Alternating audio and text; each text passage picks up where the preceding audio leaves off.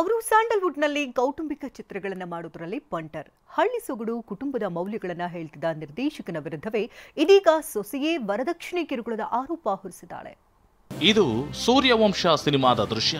50 ಬಸ್ಗಳ ಓನರ್ ನಾನು, ದೊಡ್ಡ ಫೈನಾನ್ಷಿಯರ್, ನನಗೆ ಹಲ್ವಾ ಕೊಡ್ತಾನಲ್ಲ ಅಂತ ನಿರ್ದೇಶಕ ಎಸ್ ನಾರಾಯಣ್ ಪಂಚಿಂಗ್ ಡೈಲಾಗ್ ಹೊಡಿತಾರೆ. ಆದ್ರೀಗ ನಿಜ ಜೀವನದಲ್ಲಿ ಫೈನಾನ್ಸ್ ವಿಚಾರಕ್ಕೆ ಎಸ್ ನಾರಾಯಣ್ ಕುಟುಂಬದಲ್ಲಿ ಚಂಡ ಮಾರುತವೇ ಬೀಸಿದೆ.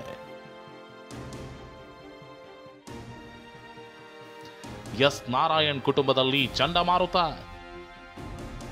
ಸೊಸೆಗೆ ವರದಕ್ಷಿಣೆ ಕಿರುಕುಳ, ನಿರ್ದೇಶಕನ ವಿರುದ್ಧ ಎಫ್ಐಆರ್. ಎಸ್ ನಾರಾಯಣ್ ಸೆಂಟಿಮೆಂಟ್ ಸಿನಿಮಾಗಳ ನಿರ್ದೇಶಕ, ಹಾಸ್ಯ ನಟನೆಯಲ್ಲೂ ಕಲಾ ಸಾಮ್ರಾಟ್. ಇಂಥ ನಿರ್ದೇಶಕನ ಕುಟುಂಬದಲ್ಲೀಗ ಚಂಡಮಾರುತವೇ ಬೀಸಿದೆ. ನಾರಾಯಣ್ ಕುಟುಂಬದ ವಿರುದ್ಧ ಅವರ ಸೊಸೆ ಪವಿತ್ರ ಸಿಡಿದೆದ್ದಿದ್ದಾರೆ.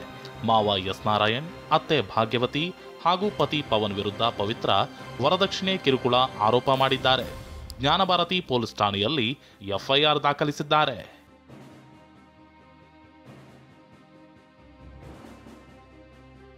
ಎರಡು 2021ರಲ್ಲಿ ಎಸ್ ನಾರಾಯಣ್ ಪುತ್ರ ಪವನ್ ಪವಿತ್ರ ಮದುವೆಯಾಗಿತ್ತು. 1 ಲಕ್ಷ ಮೌಲ್ಯದ ಉಂಗುರ ಕೊಟ್ಟು ಖರ್ಚು ಮಾಡಿ ಮದುವೆ ಮಾಡಿದ್ರು.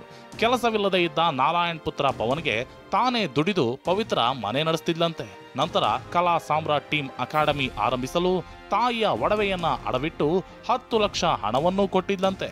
ಆದರೂ ನನ್ನ ಮನೆಯಿಂದ ಹೊರ ಹಾಕಿದ್ದಾರೆ ಅಂತ ಪವಿತ್ರ ಆರೋಪಿಸಿದ್ದಾಳೆ. ಆದರೆ ಇದನ್ನ ಎಸ್ ನಾರಾಯಣ್ ಅಲ್ಲಗಳೆದಿದ್ದು, ಪವಿತ್ರ ಮನೆ ಬಿಟ್ಟು 14 ತಿಂಗಳಾಗಿದೆ, ಅವರು ದುಡಿದು ನನ್ನ ಸಾಕ್ಬೇಕಾ ಅಂತ ತಿರುಗೇಟು ಕೊಟ್ಟಿದ್ದಾರೆ. ನಮ್ಮ ಮನೆ ಬಿಟ್ಟು ಹೋಗಿ 14 ತಿಂಗಳಾಯ್ತು. ಕಳೆದ ವರ್ಷ 24ನೇ ಇಸ್ವಿಯಲ್ಲಿ ಜುಲೈಯಲ್ಲಿ ಅವರು ನಮ್ಮ ಮನೆ ಬಿಟ್ಟು ಹೋಗ್ತಾರೆ. ಅವ್ರು ಮನೆ ಬಿಟ್ಟು ಹೋಗೋ ವಿಚಾರ ನನಗ್ ಗೊತ್ತಿಲ್ಲ. ಈ ಆರೋಪಗಳು ನಿಜವೇ ಆಗಿದ್ರೆ, ಈ ರೀತಿ ನಾವು ಮಾಡಿದ್ರೆ ತಕ್ಷಣವೂ ಕಂಪ್ಲೇಂಟ್ ಕೊಡ್ಬೇಕಾಗಿತ್ತು. ಯಾಕೆ? ಮಾಲ್ತೇಶ್ ಜಗ್ಗೀನ್, TV9 ಬೆಂಗಳೂರು.